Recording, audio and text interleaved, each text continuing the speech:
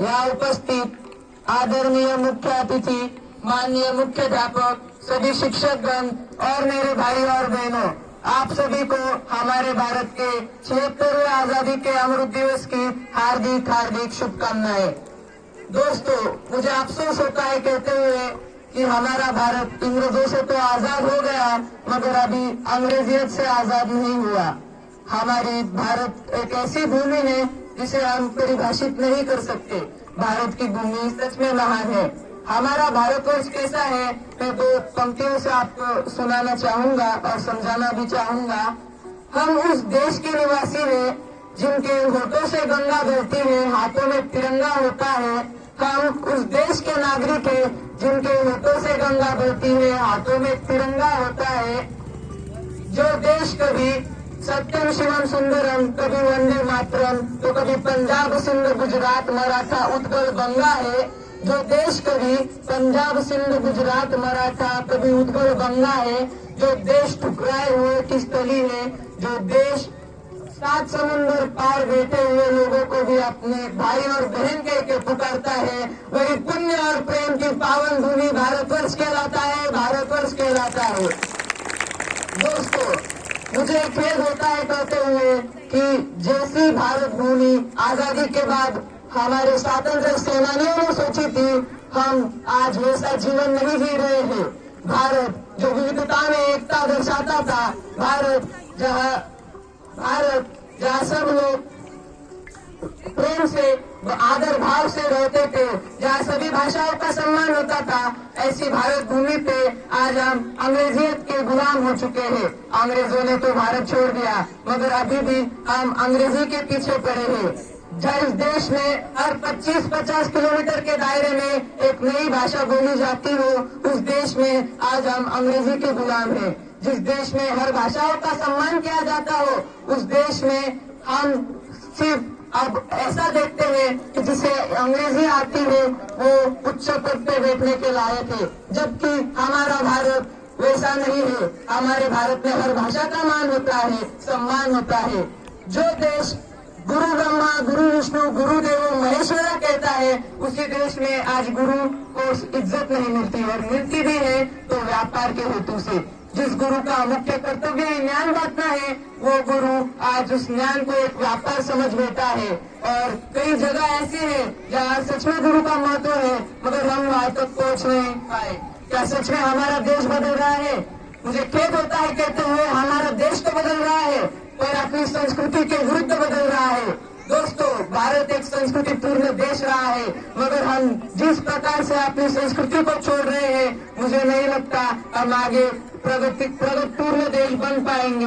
भारत जिस देश में संस्कृति का मान होना चाहिए, जिस देश में संस्कृति ही सब कुछ है, जिस देश के लोग अपनी संस्कृति के लिए कुछ भी कर सकते हैं, जिस देश के सुपूत कई लोगों से लड़ पड़े अपनी भारत की संस्कृति, अपनी भारत को भूमि के बचाने के लिए, आज वो ऐसा देश नहीं रहा। आजादी के बाद कई भ्रष्टाचारी लोग आए, कई लोग आए जिन्होंने हमारे भारत को बीच में से खोखला कर दिया, हमारी संस्कृति को अधूरा कर दिया। दोस्तों, वो संस्कृति हमें फिर से लानी होगी। हमारा भारत कैसा आजादी के बाद बन चुका है, मैं आपको हमारे पूर्व प्रधानमंत्री माननीय श्री अटल बिहारी वाजपेयी जी की कविता से समझाना चाहूंगा। 15 अगस्त का दिन कहता आजादी अभी अधूरी है, कि ध्यान से सुनेगा। 15 अगस्त का दिन कहता आजादी अभी अधूरी है, सपने सच होना बाकी है, रावी की शपथ में पूरी है। जिनकी लाशों पे पग धरकर आजादी भारत में आई, जिनकी लाशों पे पग रखकर आजादी भारत में आई, वो अब तक खाना पदोश है, गम की काली बदली छाई। रोडों और फुटपाथों पर जो आंधी पानी सहते हैं, उनसे पूछो जनाब वो 15 अगस्त के बारे में क्या करते हैं। बस इसीलिए तो कहता हूँ आजादी अभी अधूरी है, ये प्रधानमंत्री जी के शब्द है। बस इसीलिए तो कहता हूँ आजादी अभी अधूरी है, कैसे उल्लास मनाऊं मैं। बस इसीलिए तो कहता हूँ आजादी अभी अधूरी है, कैसे उल्लास मनाऊं मैं। थोड़े दिन की मजबूरी है, दिन दूर नहीं खंडित भारत को पुनः अखंड बनाएंगे। दिन दूर नहीं खंडित भारत को पुनः अखंड बनाएंगे। हिंद से गाँव पर्वत तक आजादी पर्व मनाएंगे। बस उसी स्वर्ण दिवस के लिए आज से ही बलिदान करें, बस बस उसी स्वर्ण दिवस के लिए आज से ही बलिदान करें। जो पाया है उसे खो न जाए, जो खोया है उसका ध्यान करे, जो खोया है उसका ध्यान करे। दोस्तों, हम भारत के नागरिक हैं, हम चाहे तो कुछ भी कर सकते हैं। हमारे पूर्व राष्ट्रपति माननीय श्री APJ अब्दुल कलाम जी ने कहा था, हम युवा ही भारत की प्रेरणा है। हम युवा चाहे तो रक्त बहा सकते हैं, रक्त बचा सकते हैं, और हमारे ही हाथ में है हमारे भारत को पूर्ण बनाना, हमारी संस्कृति को फिर से पकड़ना, यह भाषा का भेद बंद करना। जिस देश में जय जवान जय किसान के नारे लगते हैं, उस देश में किसान को फांसी देने जैसा काम करना पड़ता है, यह हमारी भारत की संस्कृति नहीं कहती। इससे हम नहीं कह सकते कि हमारा भारत बदल रहा है। हमें ये सब रोकना होगा। हम ही है जो भारत को आगे बढ़ा सकते हैं, हम ही है जो भारत को सही दिशा दिखा सकते हैं, सही गत दिखा सकते हैं। मैं दो पंक्तियों से आपको समझाना चाहूंगा कि हम भारत को कैसे बदल सकते हैं, और अगर हमने ठान ली तो हम भारत को क्या बना सकते हैं। भारत एक भूमि का टुकड़ा नहीं दोस्तों, एक जीता जागता राष्ट्र पुरुष है। हम इसे वंदन की भूमि बनाएंगे, इसे अभिनंदन की भूमि बनाएंगे। हम इस भूमि को वंदन की भूमि बनाएंगे, अभिनंदन की भूमि बनाएंगे, अर्पण की भूमि बनाएंगे और तर्पण की भूमि बनाएंगे। तो जिएंगे तो इस देश के लिए और मरेंगे भी तो इस देश के लिए, और मरने के बाद भी गंगा जल में बहती हुई अस्थियों को कोई कान लगा के सुनेगा, बस एक ही आवाज आएगी, भारत माता की जय। ऐसा जज्बा अगर हम सब में आ जाए तो भारत दूर नहीं अपनी पूर्ण स्वतंत्रता से, पूर्ण आजादी से, भारत दूर नहीं अपनी प्रगति से।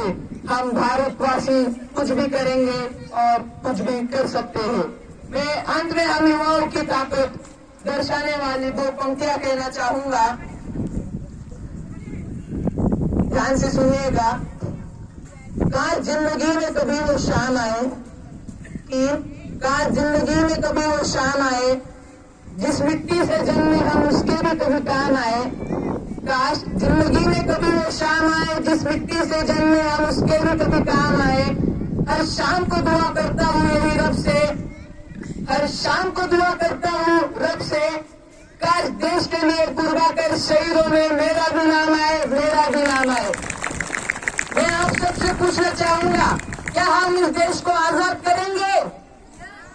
मैं आप सभी से पूछ रहा हूँ, क्या हम इस देश को आजाद करेंगे? करेंगे।